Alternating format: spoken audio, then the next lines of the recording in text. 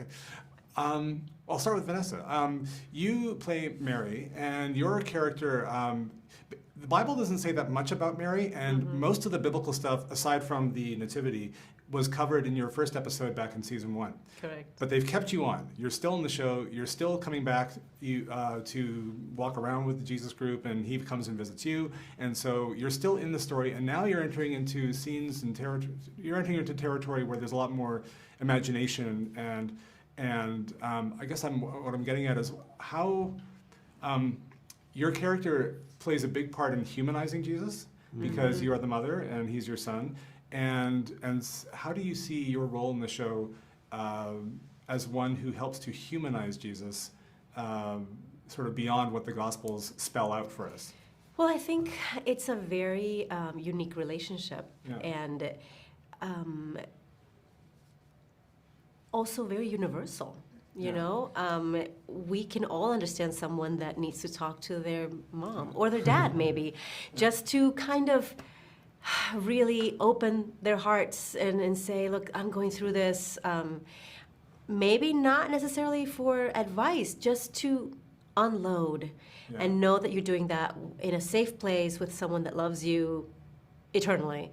And I think that that's Mary for him.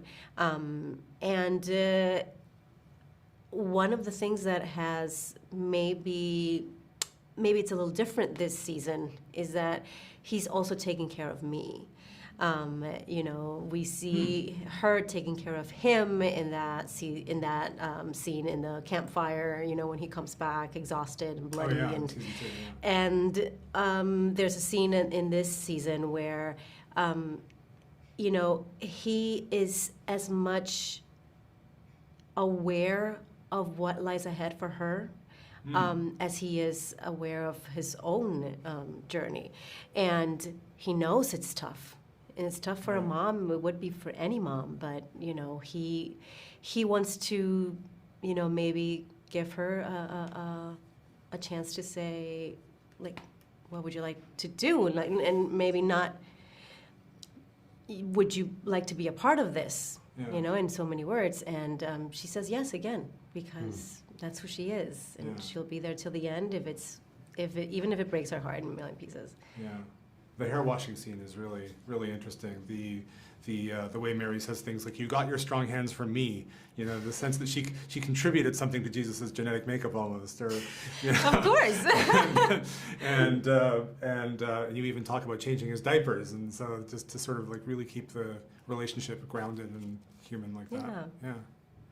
A question for you. You joined the series in season 2, right? I did, yeah. But before we saw you as James, you died, because season 2 begins with a flash forward to the death of James, and at that time in that season, death is a bit of an abstract concept because it's sort of far off in the future. Right. Now in season 4, there is a lot of death. Correct. Which I won't get into, but it's the trailer hints strongly at some of it, certainly. Yeah, absolutely. So how does that make it for you as an actor, seeing the storylines seeing that aspect of the storylines becoming more real? It's something you actually have to live through now. Well, it's making the growth of the character more palpable, because I know that I am, as we know in season 2, episode 1, gone, right? But in many ways, I'm the first to follow in the footsteps. Yeah. Right? And so I am myself as Big James. When I'm in the scenes, I'm letting the words hit me deeper in deeper places, the lessons to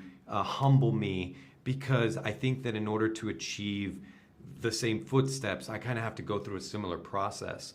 So I'm really taking everything that's happening in without playing the end, almost understanding that everything that I was meant to do has led me to this moment.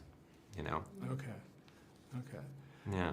And how did you approach things like the scenes where John and James are asking for special favors, as it were? Yeah. Because that's a controversial bit in the Gospels, or at least it's the disciples come across as really boneheaded when it comes to like arguing over status and stuff.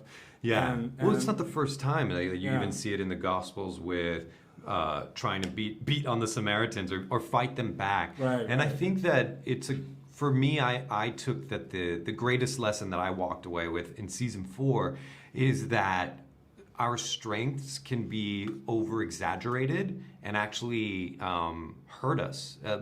Because it's a strength of ours, we can start to bring our ego into it and lose sight of what's really important. I mean, he says it, you guys are not getting this. Right. Why would you get this position? It's not about positions. Right. It's about your life, you know? Yeah. It's not about authority, you know? Yeah. So. I have to ask, how do you think Mary approaches this question of status and positions and so forth? Because Mary, in a sense, could be above all that because she's his mom, so she doesn't have to. But does Mary? I mean, does the question ever come up? Does Mary feel that she's losing her son to these other people? Does it ever get competitive between Mary and the disciples? Oh my gosh, no. I think I view them as my children. Okay. Even on set, I call them kiddos. You know, like Okay.